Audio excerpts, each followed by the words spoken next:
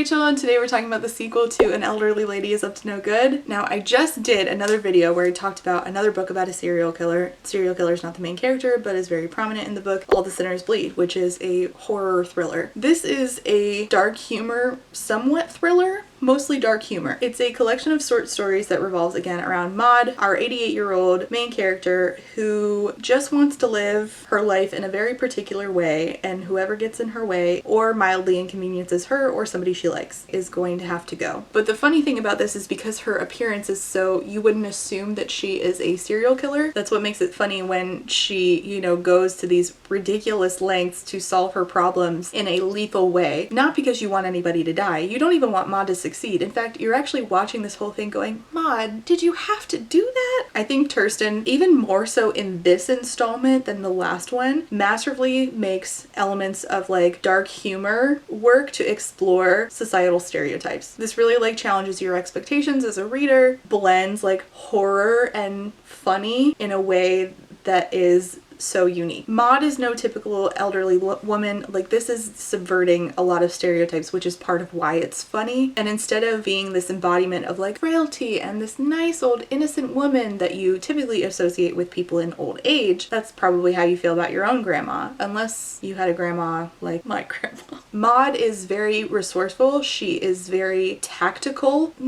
She's meticulous is how I would put it. And she knows that she can use her now old age to mask her true intentions in a way that she couldn't when she was killing people when she was younger. And she sort of, when she was younger, just stumbled into getting away with murder, and now she's like, well, I'm old, so I can actively use it to get away with murder. And this subversion of this like stereotype of the old woman sort of forms the backbone of what makes this dark humor. Everybody, even you as a reader, get sort of like lulled into a false sense of security by Maud's appearance of like this benign old woman. She's just old, trying to travel the globe before she kicks the bucket, and she seems like utterly harmless, but inside she is deadly. And this contrast is unsettling, but it's also very funny. It's funny because it's so absurd, and it's challenging your preconceptions about aging, and the like, we assign a lot of moral value to old people, I think, in a way that you can't do with Maud. And I think that part of this is like we're doing satire, we're sort of like critiquing this society's attitudes towards old people because we tend to underestimate them just, you know, for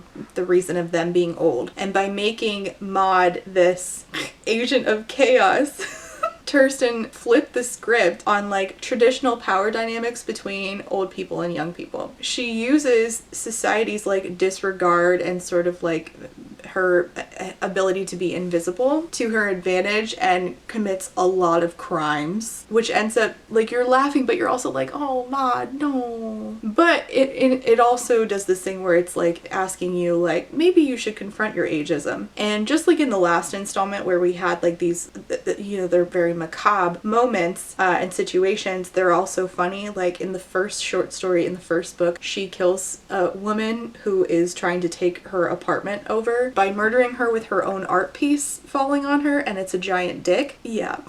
And like part of this is like Maud's reaction to these, like the very nonchalant way she interacts with like what she has done is its own comedic element, and that's why it's funny. But you're constantly in this state, and it's funny that we're in this position. Just like by itself, it's funny thinking about it, that we are sitting here with our own moral compass, and there's tension between us and this woman with these actions that are like undeniably clever but so bad. Maud is a surprisingly relatable character, although I would not kill people. And certainly not for the reasons Maud is killing people, but her issues that she's experiencing are often very relatable, and you're like, oh, that is annoying, Maud, I feel for you. No, don't kill him over it, Maud. Her reactions are very extreme, but like I understand her being annoyed with like, you know, well, I'm financially unstable and that's not really my fault. I'm financially unstable and it's not really my fault, and I just need, you know, a way to make it so that I am stable. Or even stuff like, I just need some personal space right now. Maud is like, I do need personal space and I'll kill to get it. Like, wait, hold on. The normal person doesn't go from like 0 to 100 the way that Maud does. And what's extra funny is that she's 88, so you wouldn't think that she would even have the energy to go from 0 to 100. Maud is a fully fleshed out character. She has her own history, which you get more of in this second installment, which I really appreciated, because she was a teacher, and you see and you think like there must be a time in Maud's life when she did kill people, right? There must be a time when that didn't happen, and then you learn like how often it actually was happening, and you sort of feel like, Maud, I feel like you were sort of lying to me, because I feel like less murder happened, and then now I'm realizing how much murder actually happened. But she's not just like this caricature of an evil old lady at all. Not at all. She is this like whole person with her own history, her own motivation. She's got her quirks. She's very complex. She's doing terrible things, and I do not sign off on them whatsoever. But she is interesting to see, and like I'm laughing a little bit at the absurdity of this, which is, you know, half of dark humor. It's just funny being able to emphasize like, oh, Maud, yes, that really is frustrating. I just wish you weren't gonna stab people over it. And I think that like having that like uncomfortable empathy with her and like wanting her to, like, she's old. Like I do want her to just like, you know, calm down, live your life, chill. I just wish she wouldn't get there by killing a bunch of people who were in her way. So I think that this is a masterclass in dark humor because it's doing satire, we're subverting stereotypes, it's macabre, but it's also funny. It's made a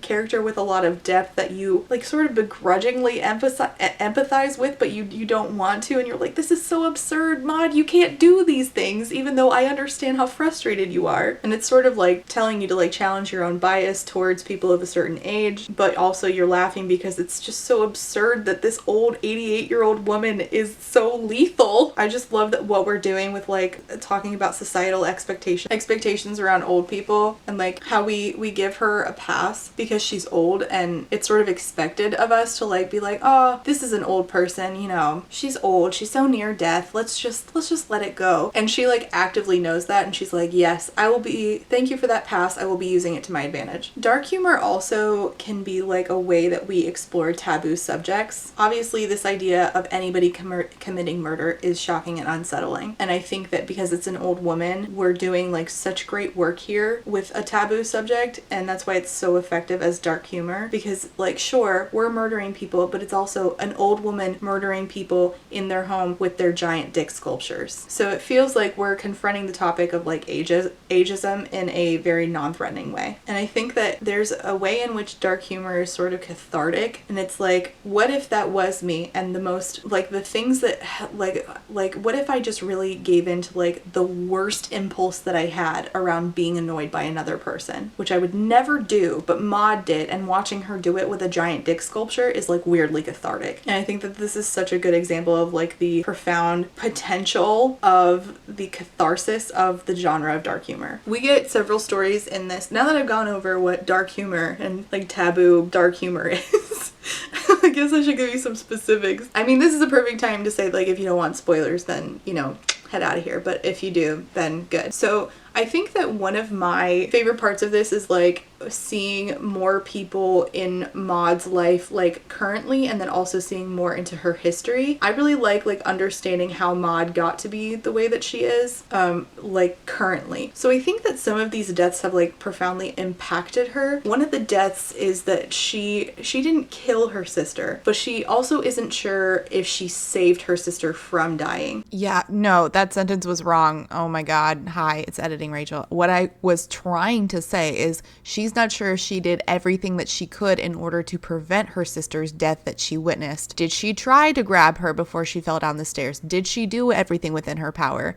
That's what that sentence was. Sorry about that. And I think that this impacted her in a way that Maud is still at 88 years old not really ready to come to terms with. She did actively kill her friend's son though, and I think that in a way like her friend was being taken advantage by her own son. Her son was like draining her account, wasting money, and Maud can't stand kids in general, but she really could not stand this guy. And so after a while of this woman being like, oh, my son who I love is doing these terrible things or is doing these things that now I'm gonna lose my stability. Maud was like, how terrible. It would be a shame if something happened to your son. And I think that she felt like she was doing something really righteous, which is funny because you go into this assuming that Maud doesn't do anything righteous for anybody or anything good for anybody, but I think that she genuinely thought she was doing the right thing there, which is a really interesting like peek into the psyche of Maud. So she ends up like baking things that have nuts in them, and she knows that that guy that her friend's son is allergic to, and she leaves it at the house and says like it's from like the housing company, I believe, and so it'll never get traced back to her. And the guy, now he's an adult, he eats them and he dies, and she's like thinking like, oh, how sad. But and she tells her friend, oh, how tragic, how terrible, so bad. Interestingly, we open and this 88-year-old woman is sort of being like interrogated again by police, and they're like, did you killed a guy, right? Like, you killed a guy. And she's like, I cannot believe that people are onto me. And she's like, great, now I have to like, bring out the big cards and be like, oh, I just don't remember anything, and I didn't have my glasses on, and I couldn't hear very well. Could you speak up? And she's like really playing all the old lady cards she has. And it just feels like 30-year-old Maud who killed her former coworker is 88-year-old Maud. It's just like, it's the same person. She's just in an 88-year-old's body now doing the same shit. It is so fascinating. But that story of her with the teacher, so she was a teacher and she was told that she was going to lose quite a bit of work because the preferred, I believe, French teacher was coming back. So Maud would be stuck with teaching English, which gets less students. She would make less money. And she was like, well, I just don't understand why I can't be the one to continue teaching. I've already been teaching these students. Why is this woman coming back? Also, the woman wasn't very nice to her. And she's like, you know what? I like that job and I don't like her. I think she has to go. And we're like, Maud, does she have to go? I mean, couldn't you just set something up so that she just goes away? Maud's like, no, I'm gonna kill her. And I was really surprised she got away with this one, but she didn't end up actually killing her. The woman ended up like basically in a coma permanently. And the only thing that she ever said after, or not in a coma, but like Maud had hit her in the head, and the only thing that she said after that was I believe handbag or maybe crocodile, because Maud had left like a particular, I think it was a crocodile handbag out, and that was like the bait, and then she hit her over the head. And you're like, Maud, oh my gosh, there are so many clues out there, and the fact that you have not been caught is just like by a series of several different times you getting very fucking lucky. And of course, Maud, as she does, loves to go on vacation. She will do anything she has to do to go on vacation. And the whole time you're like, Maud, please don't kill anybody in South Africa. For the love of God, Maud, could you just stop killing some, just take a vacation while you're on vacation, ma'am. And in the end, she does end up killing somebody.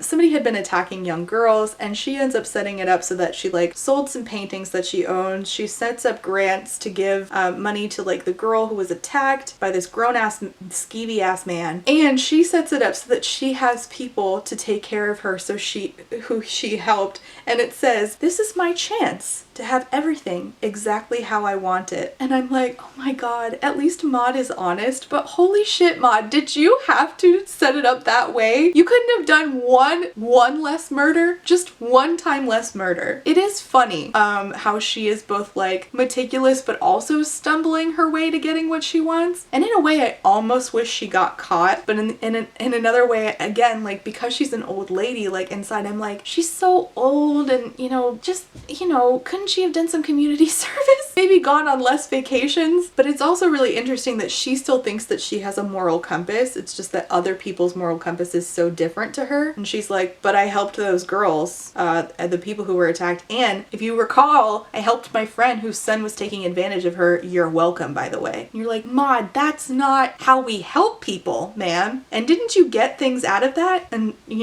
Maud's answer would be like, well, yeah, duh. Like, of course it has to also serve me. Otherwise, why would I bother? Oh my gosh, Maud is so...